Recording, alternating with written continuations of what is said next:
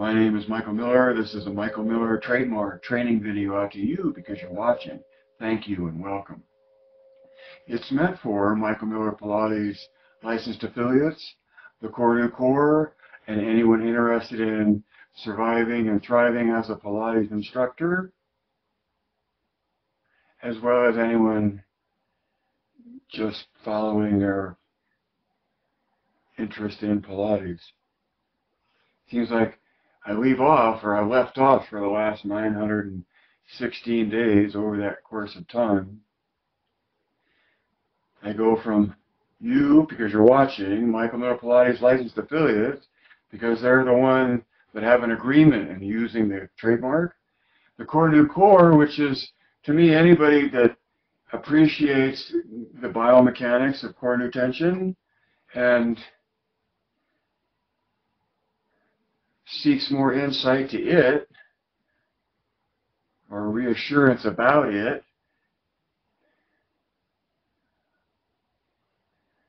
in their use of it and implementation of it if they act as an instructor.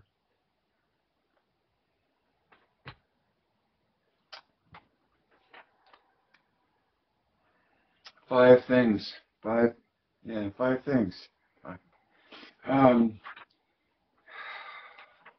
And I waver between doing this and not, but if I don't do it, then I miss the whole point to the title.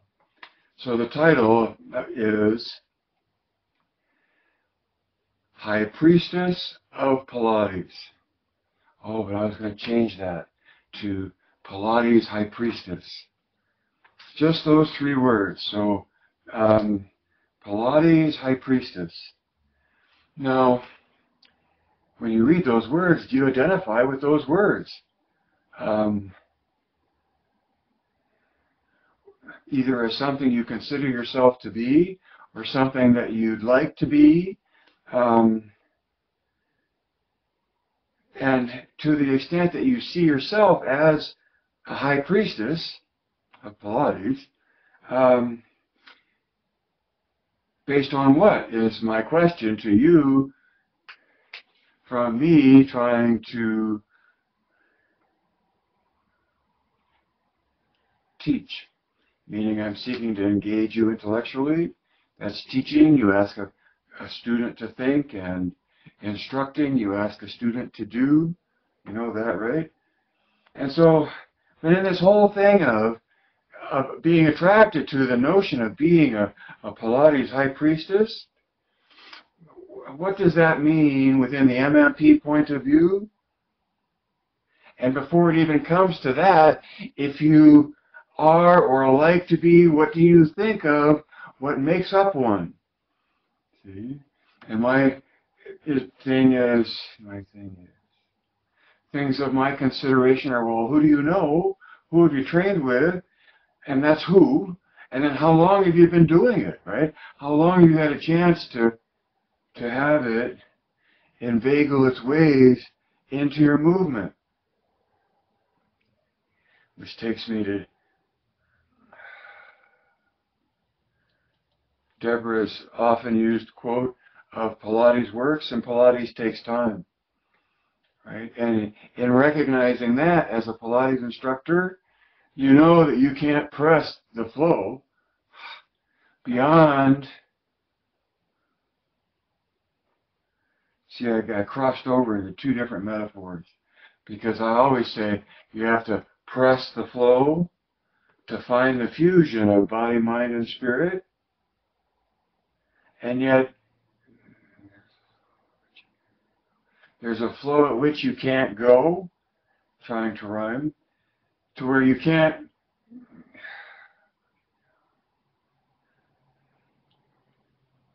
just take one class of Pilates and have it in your body, as many would say, or have a capacity in it in just once. It's a capacity that develops over time.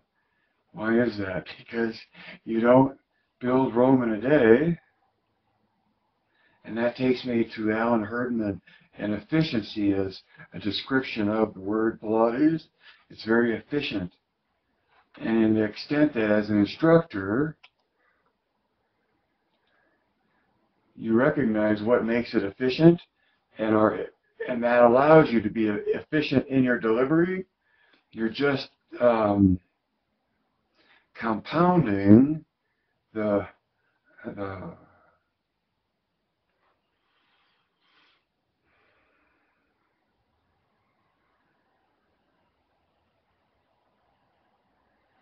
representation of what it is, which maybe takes me to where. Hold on a second. Are you a master instructor? So, within the MMP point of view, the ideal plays into part of who you are as a Pilates high priestess or high priest. Right? In the sense that both of those words are religious in nature and refer to a point of view, well, if it's the point of view of physics and science and what we can know through reproducible results, that's the realm of Michael Miller Pilates' interest. Okay? And within that awareness, hopefully, it plays into the rest of all that you have to offer as a Pilates high priestess.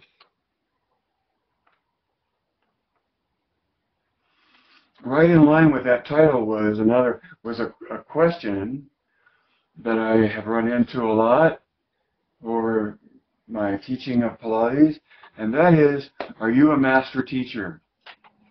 See, which is, oh man, they're looking for a distinction, and so the distinction I offer back is, I consider a master teacher as a teacher that teaches other teachers.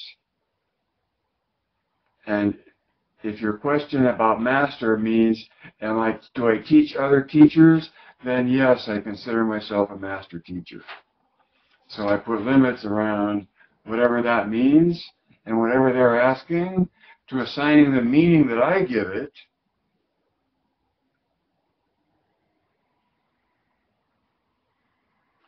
that allows them a very practical interpretation of what being a master instructor is, without claiming anything about the value of what's taught or the level in which it's taught.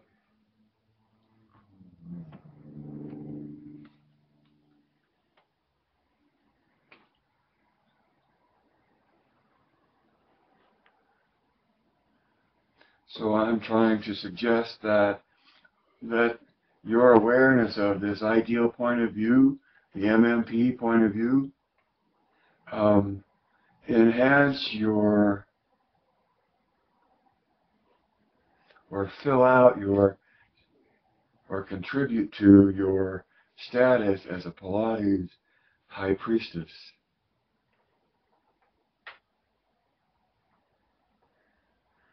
That's all sexist as all get out, so I may just leave that out on Facebook. Number 2, maintaining focus. Maintaining focus. Just repeating the routine that I'm in helps me maintain a focus that would simply not exist otherwise. And I'm not saying it necessarily means that it's the Pilates thing in and of itself. Any routine is there because of its quality of implementation, wouldn't you say? Making it happen. And that yields a focus all its own, just implementing a routine. And then, so my title number 2 was 2 lines: maintaining focus and maintaining connection. Okay? The maintaining focus is what I was just talking about, where just doing a routine helps you maintain your focus. And the next part, maintaining your connection, when it's something physical, when when you have to devote attention to being in your body in some manner, shape, or form, that I think is an important part of making a connection with who you are as a human being that allows you to function as one when you turn your attention elsewhere. Right? You know this. Not everybody knows this. Especially the people that come to you seeking their way out of pain, that may have no concept of routine at all, let alone routine that is dedicated toward the conditioning of themselves.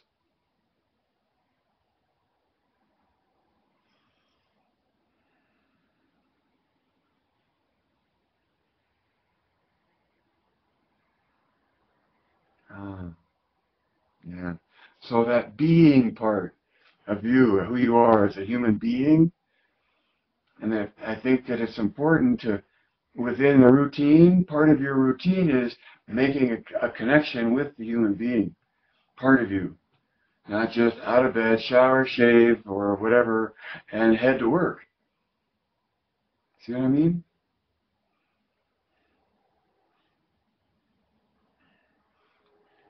And so I go to number 3. Number 3 is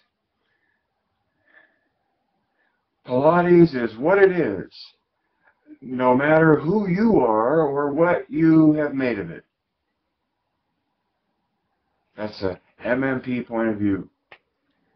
That Pilates is what it is, no matter who you are or what you have made of it, or making of it.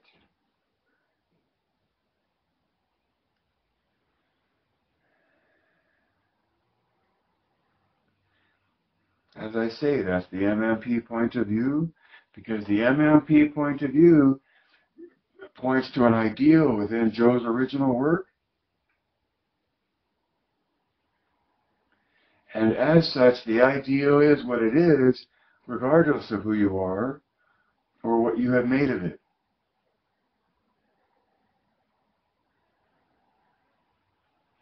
So you can come from nowhere in the Pilates world into MMP, let's say, and go a long way in, and perhaps an exclusive way, in understanding why Pilates is what it is, what it means to be a Pilates instructor, what a Pilates instructor is instructing towards, and the evaluation of the instruction is all woven into or part of this point of view.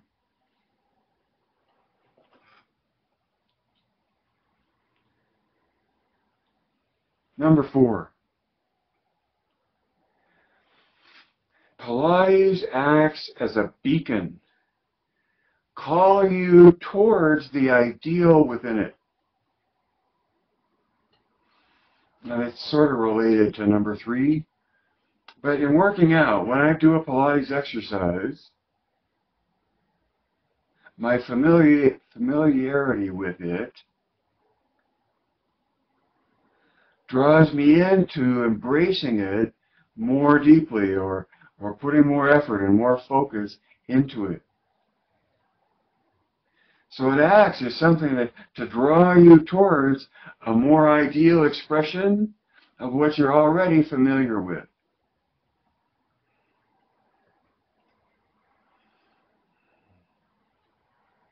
So number 4, Pilates acts as a beacon, calling you towards what's ideal within it.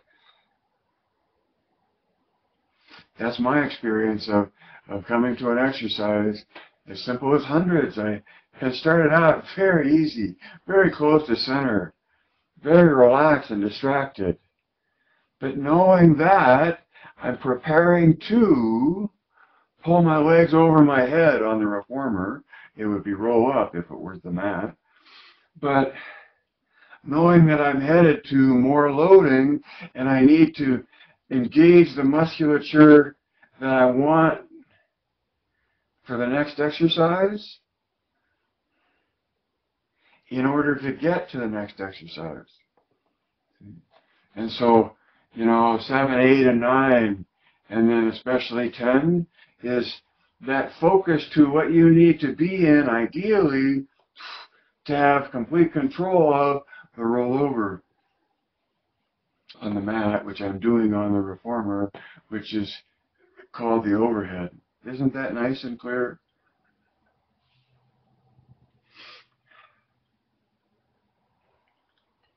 When Joseph Pilates writes about being completely concentrated on the purpose of the exercises while you're doing them,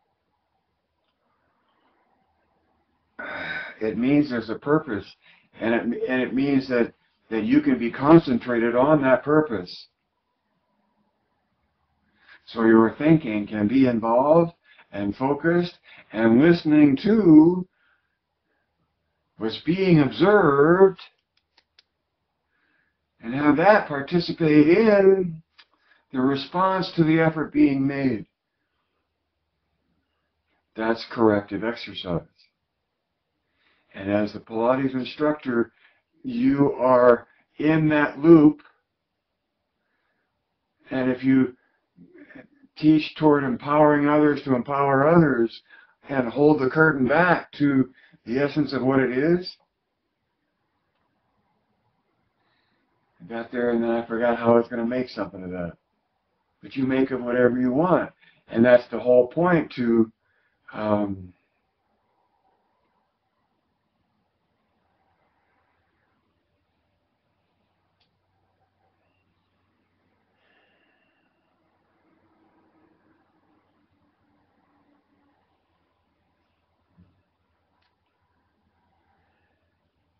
surviving as a Pilates instructor. I really encourage you to practice a presentation on CT and MMP, those two subjects. Use your phone or your computer or your laptop to hold up my home page to show this image. Don't print it out and put your name on it. Don't abuse my trademark. My lawyers like to make money, and it's only fair to protect those who do it legally, right? And it costs so little to be involved officially and formally. Number five. Now see, here's where hyperbole, I think, is exaggeration, right? And here's where I say something that has to be taken as hyperbole, but really has a basis in science. Okay? And that is that observing connects you to the universe faster than light. And that's me saying that. I'm not quoting somebody else. But it's based on how I read the end of Quantum Reality by Nick Herbert. So and it's a good book to own, but it's a tough read. Except it's fascinating because it gives like 6 or 8 primary views of the world according to what we know from the physics of the world and what we know by science. And in all of them, observing either plays a key role or a key absence. Most of them in the presence and anyway. Technically, they're talking about non-local and superluminal, which are cool words. Non-local means that you're connected to something even though you're not local to it. Non-local. So you're connected to the universe. And indications are that that connection is faster than the speed of light. Isn't that fascinating? So, for all you quantum physicists out there, you can tell me how I'm abusing my primitive layman's take on what's printed. For me, it makes the connection of why Pilates is such a fundamental interaction of the human being with itself because it's being, thinking, and observing. Those capacities are the substance that the Pilates instructor seeks to help a student coordinate. And because it's this and this and this, in Joe's definition, it's three things, whatever Joe's words mean, and according to MMP, the profession is, the assertion is, that it's being, thinking, and observing. And that's why I don't think Joe would have been to see a modern gym. Oftentimes, I've done a workshop where you can see people exercising on stationary bikes and things that you pump up and down or in and out or move around while you're watching television.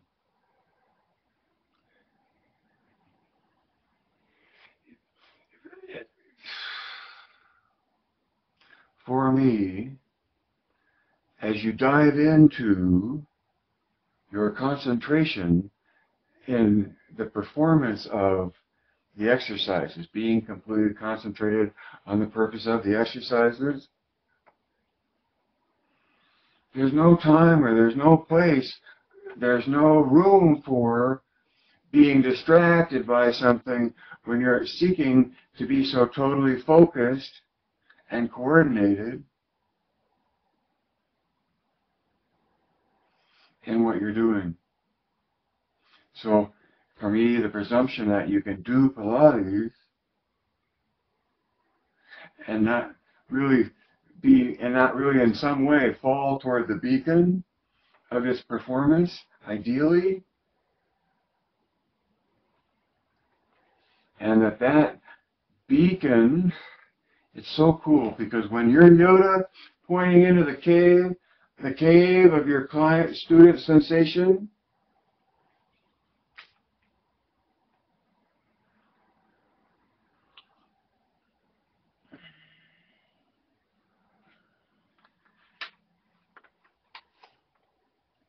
my train totally fell off the track because I was so sure about where I was going.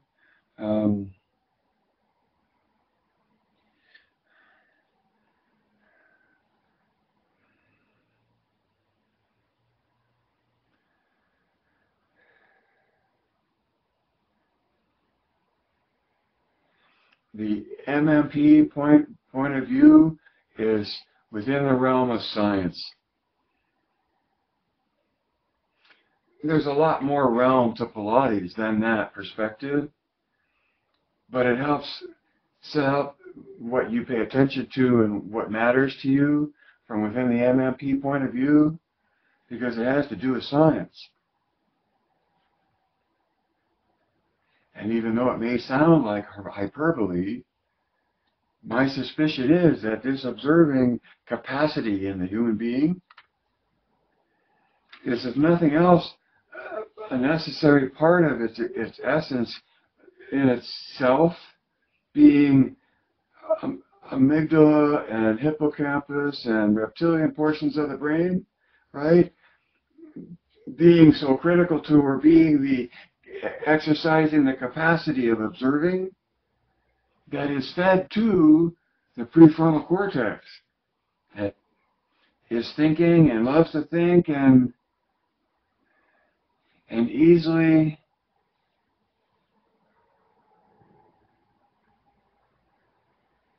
gets disconnected from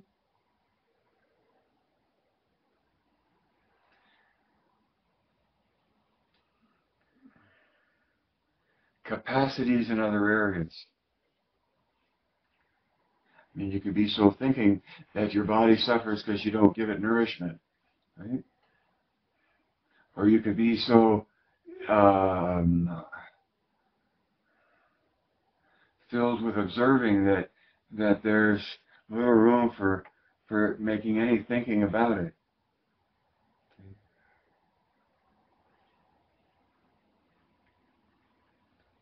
So in being in defining who you are as a master instructor, well, that's somebody that teaches other teachers. Okay? And I don't really even like the comparison. I'm going to leave it out, I think, of Facebook.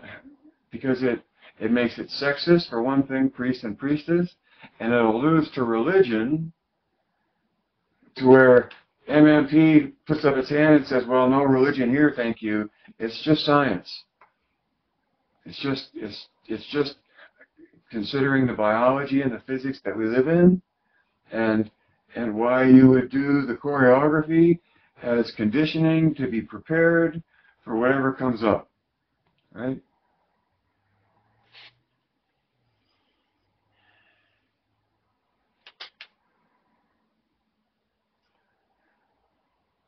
Knowing why, it's got to help. I hope it helps you, because it helps me, and the more I try to make profession of it and make it clearer and simpler, or without wasted words, if you're willing to look through this perspective, this point of view, there's a lot that makes sense, not only up here, but sensationally. I'm holding a clipboard, in case you wonder what's flipping by.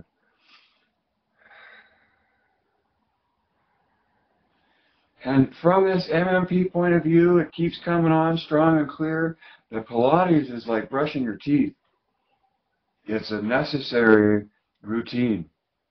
Just as much as brushing your teeth keeps your teeth from falling apart, doing Pilates keeps the human being from falling apart. Notice I didn't say body. I said human being.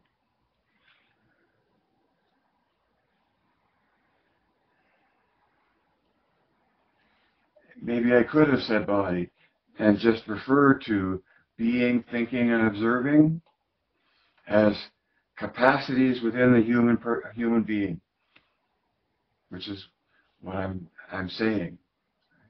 And as the instructor, even analyzing or trying to make further distinction is unnecessary to at least set up. That's how you're structuring your perspective.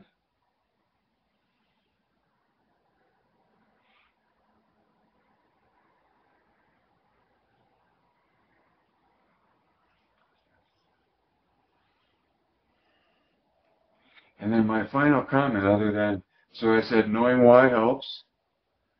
Defend your point of view. Knowing why helps. You know? Nobody really challenges my point of view of Pilates, because I can explain why it is what it is, and anyone that is living in part of the culture where why doesn't matter, has no interest in knowing.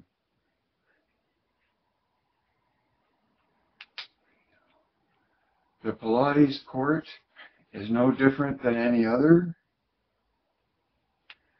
but it has some great relish. And then my final comment is that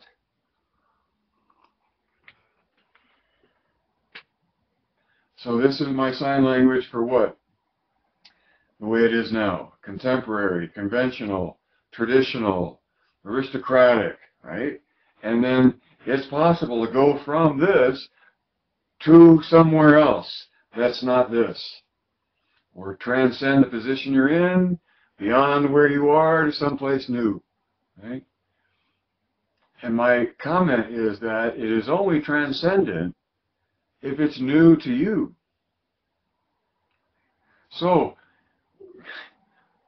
however it is that you have gone beyond what is conventional, traditional, colloquial, common, to another point of view, then up here, once you're up here,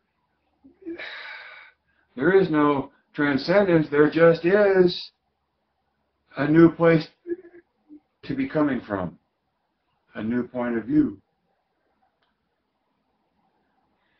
And the point of view of core new tension, and contrology develops the body uniformly, and the pursuit of uniform effort, and especially through the choreography of Joe's mat sequence.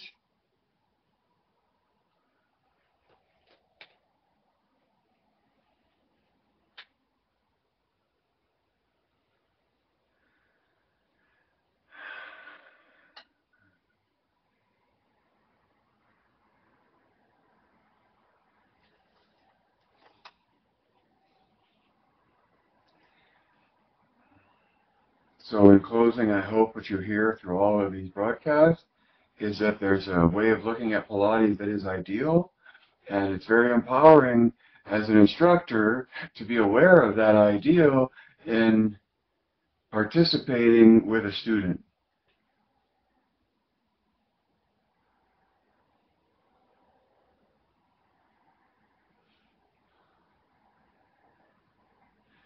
The performance of any routine, I think, is reinforcing to your benefit, and to the extent that the routine has a connection in it where your being is involved, and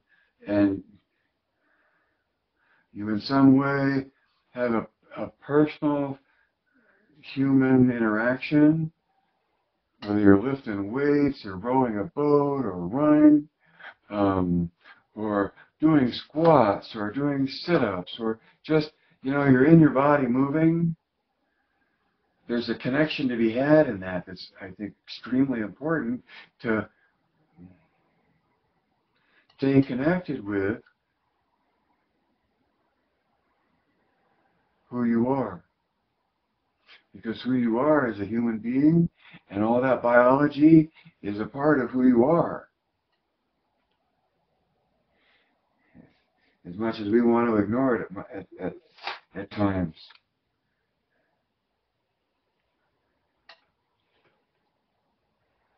It can only be a beacon if you can point it out. And the great thing about Pilates is that you can pursue the ideal, and it can result in how you feel. And there, of course, is you make the effort in a private session, or you do your work, and it resonates with you. And a resonation, is that a word? A resonance dies or fades over time. It's a physics thing, I guess. And that's why you have to come back and re-strike the tuning fork. Here's some sign language for you. That's just personal, and I don't know it. Just striking a tuning fork, and it vibrates, and diminishes over time.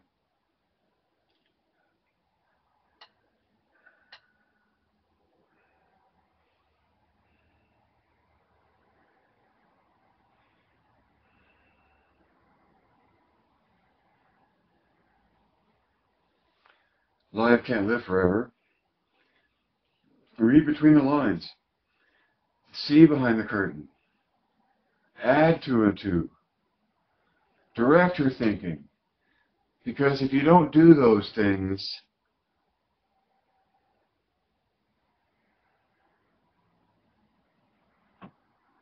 you surrender it to someone else. And the greatest thing about Pilates as an activity is just you and the universe.